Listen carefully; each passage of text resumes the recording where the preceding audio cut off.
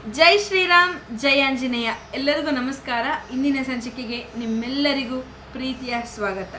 ನಾನು ನಿಮ್ಮ ಮೀನಾಕ್ಷಿ ಟಿ.ಎನ್. ವಿಶ್ವಾಮಿತ್ರರವರು ರಾಮ ಲಕ್ಷ್ಮಣರಿಗೆ ತನ್ನ ಸಿದ್ಧಾಶ್ರಮದ ಕಥೆಯನ್ನು ಹೇಳ್ತಾ ಇರ್ತಾರೆ. ಆ ಕಥೆಯಲ್ಲಿ ವಿಷ್ಣು ತಪಸ್ ಮಾಡ್ತಾ ಇರೋ ಅಂತ ಒಂದು ಸನ್ನಿವೇಶನ ಹೇಳ್ತಾ ಇರ್ತಾರೆ. ವಿಷ್ಣು ತಪಸ್ ಮಾಡ್ತಾ ಇರ್ತಕ್ಕಂಥ ಆ ಕಾಲದಲ್ಲಿ ಬಲಿ ಚಕ್ರವರ್ತಿಯು ಎಲ್ಲ ಲೋಕಗಳನ್ನ ಕೂಡ ವಶಪಡಿಸಿಕೊಂಡಿರ್ತಾನೆ. ಆ ವಶಪಡಿಸಿಕೊಂಡು ಒಂದು ಯಾಗವನ್ನ ಕೂಡ ಮಾಡ್ತಾ ಇರ್ತಾನೆ. ಆ ಯಾಗವನ್ನ ಹೇಗಾದ್ರೂ ಮಾಡಿ ನಿಲ್ಲಿಸಬೇಕು ಅಂತ ಹೇಳಿ ಎಲ್ಲ ದೇವತೆಗಳು ಸೇರಿ ವಿಷ್ಣುವು ತಪಸ್ಸು ಮಾಡ್ತಾ ಇರ್ತಕ್ಕಂಥ ಒಂದು ಸ್ಥಳಕ್ಕೆ ಬಂದು ವಿಷ್ಣುವನ್ನ ಪ್ರಾರ್ಥನೆ ಮಾಡ್ತಾರೆ, ಆ ಯಾಗವನ್ನ ಹೇಗಾದರೂ ಮಾಡಿ ನಿಲ್ಲಿಸಿ ಅಂತ. ವಿಷ್ಣುವು ಕೂಡ ಮನಸ್ಸಿನಲ್ಲಿ ಅಂದ್ಕೊಳ್ತಾನೆ, ಇವರೆಲ್ಲರೂ ಹೇಳೋದು ಸರಿಯಾಗಿದೆ, ಹೇಗಾದರೂ ಮಾಡಿ ಈ ಬಲಿಯ ಯಾಗವನ್ನ ನಿಲ್ಲಿಸಬೇಕು ಅಂತ ಮನಸ್ಸಿನಲ್ಲಿ ಅಂದುಕೊಳ್ತಾನೆ. ಅದಾದ ನಂತರ ಏನಾಯ್ತು ಅನ್ನೋದ್ರ ಬಗ್ಗೆ ನಾನು ಈ ಸಂಚಿಕೆಯಲ್ಲಿ ನಿಮಗೆ ತಿಳಿಸ್ಕೊಡ್ತೀನಿ, ಬನ್ನಿ. ಅದೇ ಸಮಯದಲ್ಲಿ ಭಗವಾನ್ ಕಶ್ಯಪ ಬ್ರಹ್ಮನು ವಿಷ್ಣುವನ್ನ ಕುರಿತು ತಪಸ್ಸು ಮಾಡ್ತಾ ಇರ್ತಾನೆ. ಈ ಕಶ್ಯಪನು ಮಾರೀಚಿ ಮಹರ್ಷಿಯ ಮಗ. ಸೃಷ್ಟಿ ಕಾರ್ಯದಲ್ಲಿ ಇವನು ಬ್ರಹ್ಮನಿಗೆ ಎರಡನೆಯವನು. ವಿಷ್ಣುವನ್ನು ತನ್ನ ಮಗನಾಗಿ ಪಡೆಯಬೇಕೆಂಬ ಹಂಬಲದಿಂದ ಕಶ್ಯಪ ತಪಸ್ಸು ಮಾಡುತ್ತಿದ್ದ. ವಿಷ್ಣುವಿಗೆ ತಾನು ಭೂಲೋಕದಲ್ಲಿ ಜನಿಸಿ ಬಲಿಯ ಯಾಗವನ್ನು ನಿಲ್ಲಿಸುವುದಕ್ಕೆ ಇದು ಉತ್ತಮ ಅವಕಾಶ ಎನಿಸಿತು. ಅಂತೆಯೇ ಕಶ್ಯಪನ ಕೋರಿಕೆಯಂತೆ ಅವನ ಮಗನಾಗಿ ಹುಟ್ಟಿದ ಕಶ್ಯಪನ ಈ ಮಗನೇ ವಾಮನ. ವಾಮನ ಎಂದರೆ ಕುಳ್ಳ.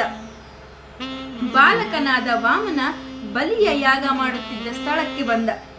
ಬಲಿ ಚಕ್ರವರ್ತಿ ಮಾಡುತ್ತಿದ್ದ ಯಾಗ ಬಹಳ ದೊಡ್ಡದು. ಅದು ಅನೇಕ ವರ್ಷಗಳಿಂದ ನಡೆಯುತ್ತಿತ್ತು. ಬಲಿಯು ಆ ಸಮಯದಲ್ಲಿ ಯಾರು ಬಂದು ಏನು ಕೇಳಿದರೂ ಇಲ್ಲವೆನ್ನುತ್ತಿರಲಿಲ್ಲ.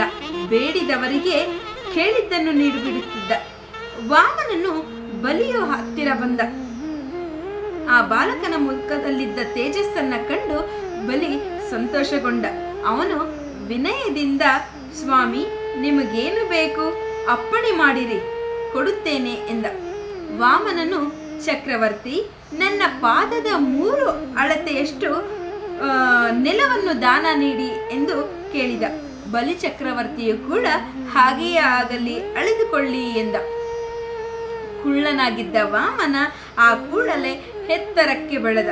ಭೂಮಿ ಆಕಾಶಗಳು ತಾಗುವಂತೆ ತ್ರಿವಿಕ್ರಮನಾಗಿ ಬೃಹತ್ತಾಗಿ ಬೆಳೆದ. ಒಂದು ಹೆಜ್ಜೆಯಿಂದ ಇಡೀ ಪಾತಾಳ ಲೋಕವನ್ನು ಅಳೆದ.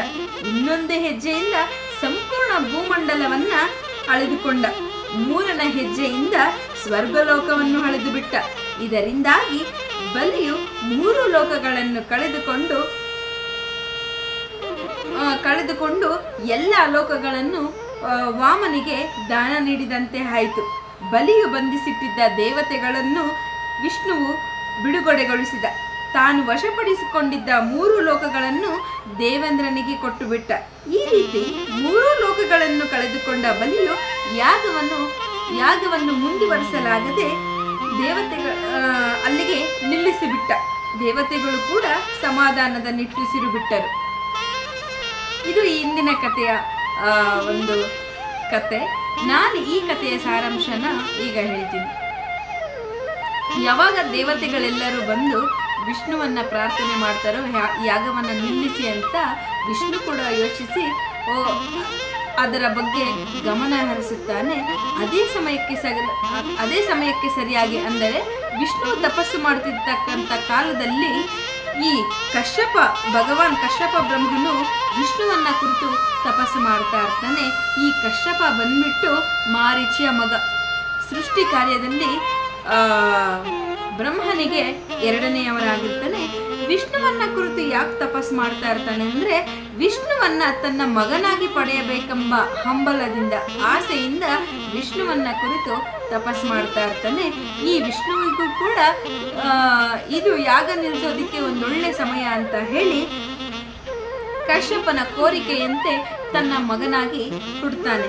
ಅವನೇ ವಾಮನ. ವಾಮನ ಅಂದರೆ ಕುಳ್ಳ. ಈ ವಿಷ್ಣುವಿನ ದಶಾವತಾರಗಳಲ್ಲಿ ಈ ವಾಮನ ಬಂದು 5ನೇ ಅವತಾರ ಆಗಿರುತ್ತೆ. ಈ ವಾಮನನು ಬಾಲಕನಾದ ವಾಮನ ಬಲಿಯ ಯಾಗ ನೋಡ್ಬೇಕು ಅಂತನ್ಬಿಟ್ಟು ಆ ಸ್ಥಳಕ್ಕೆ ಬರ್ತಾನೆ. ಆಗ ಅಲ್ಲಿ ಈ ಯಾಗ ಕೂಡ ತುಂಬಾನೇ ವರ್ಷಗಳಿಂದ ಕೂಡ ನಡೀತಾ ಇರ್ತೈತೆ. ಈ ವಾಮನ ಬಂದದ್ದು ನೋಡಿ ಈ ಬಲಿಗೆ ಆಶ್ಚರ್ಯವಾಗ್ತೈತೆ.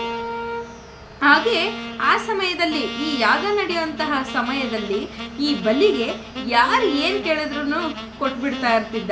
ಹಾಗೆಯೇ ಇದೇ ಒಳ್ಳೆ ಸಮಯ ಅಂತ ಹೇಳಿ ಈ ವಾಮನ ಅಲ್ಲಿಗೆ ಬರ್ತಾನೆ. ಈ ಬಲಿ ಕೂಡ ಸಂತೋಷಗೊಂಡು ಅವನು ವಿನಯದಿಂದ ಕೇಳ್ತಾನೆ, ಸ್ವಾಮಿ ನಿಮ್ಗೇನ್ ಬೇಕು, ನೀವು ಕೇಳಿದ್ದನ್ನ ಕೊಡ್ತೀನಿ ಕೇಳಿ ಅಂತ ಹೇಳಿದಾಗ ಈ ಚಕ್ರವರ್ತಿ ವಾಮನ ಕೇಳ್ತಾನೆ, ಚಕ್ರವರ್ತಿ ನನಗೆ ನನ್ನ ಪಾದದ ಅಳತೆಯಷ್ಟು ಭೂಮಿಯನ್ನ ಪಾದದ ಅಳತೆಯಷ್ಟು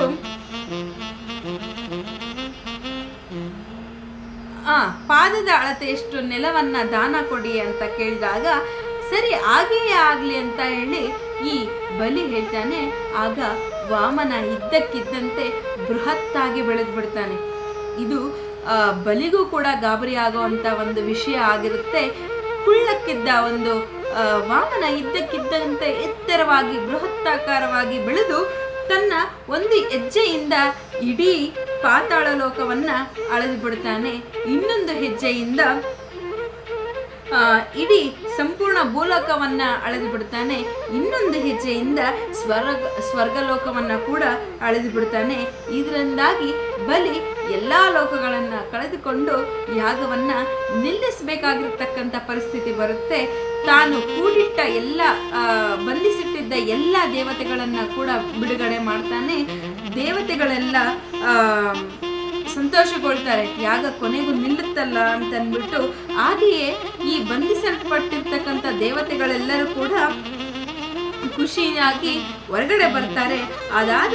ಅದಾದ ಮೇಲೆ ಎಲ್ಲ ಲೋಕಗಳನ್ನ ಅಳೆದುಕೊಂಡಿದ್ನಲ್ಲ ಆ ಲೋಕಗಳನ್ನ ಮೂರೂ ಲೋಕಗಳನ್ನ ದೇವೇಂದ್ರನಿಗೆ ಒಪ್ಪಿಸಿ ಲೈಕ್ ಮಾಡಿ, ಕಮೆಂಟ್ ಮಾಡಿ, ಶೇರ್ ಮಾಡಿ, ಹಾಗೆ ಫಾಲೋ ಮಾಡಿ.